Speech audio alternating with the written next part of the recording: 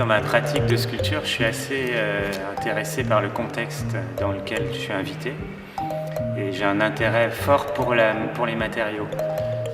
Plus spécifiquement, en général, acier, élastomère, etc. Mais maintenant, de plus en plus dans mes invitations, je regarde un peu au niveau industriel ce qui se produit dans l'endroit où je vais intervenir.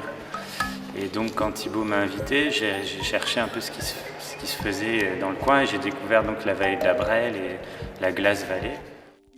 J'ai trouvé une entreprise qui fabrique de la tubulure en verre pour la pharmaceutique, pour essentiellement voilà, des éléments pharmaceutiques.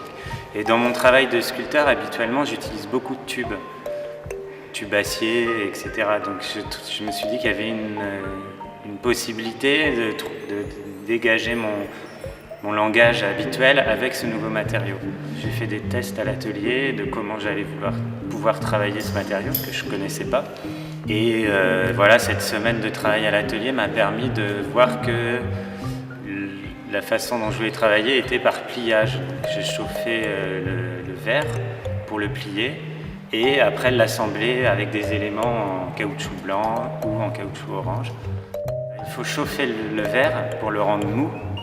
Donc une fois qu'il est chaud avec un chalumeau, il se plie facilement.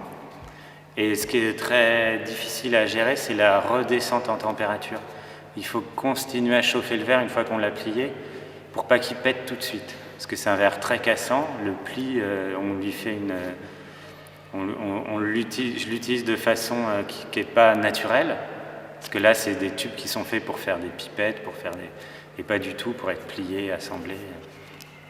Donc c'est assez stressant comme matériau, mais c'est hyper intéressant parce qu'il n'y a aucune souplesse. Dans l'acier que j'ai l'habitude d'utiliser, il y a énormément de souplesse, mais là aucune. Donc on peut travailler que par portion de ligne. Donc on assemble, on essaye, ça marche pas, ça casse, on recommence, on avance, on recule, on recommence. C'est comme du dessin pour moi, voilà, on est dans le dessin. Il y a un mélange entre du déterminé fort et du lâcher prise.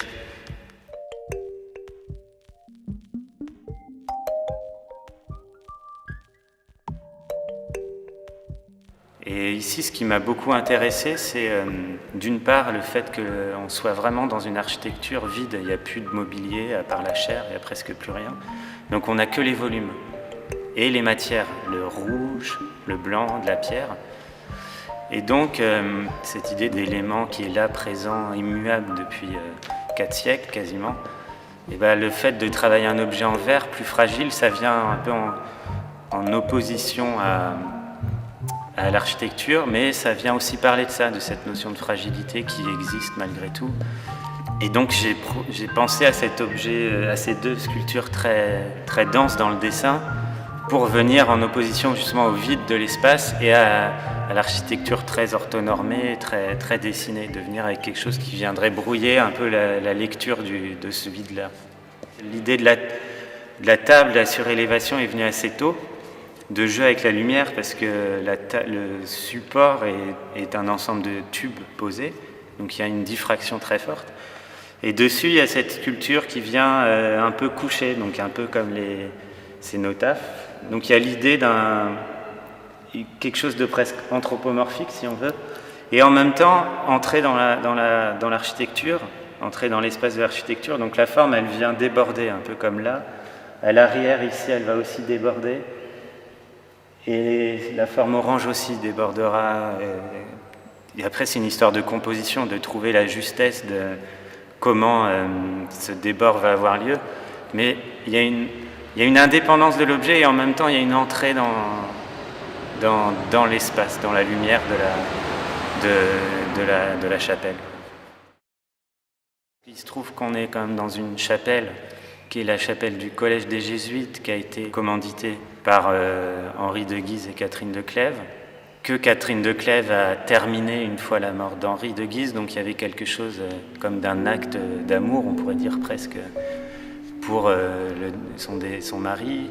N'est présent plus ici que la présence de ces deux personnes, la présence sacrée, elle n'est plus du tout là. La chapelle n'est plus consacrée, il n'y a plus de mobilier religieux. l'hôtel est quasiment... Enfin, il n'y a plus rien.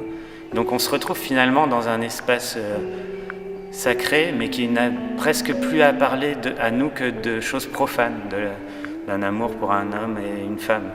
Et donc il y a les cénotaphes de ces deux personnes derrière, et c'est ce qui m'a amené à penser ces deux objets en dialogue avec les deux cénotaphes. Il n'y a pas de présence matérielle forte, il n'y a pas d'imposition. Je ne voulais pas imposer un objet au lieu. L'objet, il trouve son sens dans la lumière qui se diffuse dessus.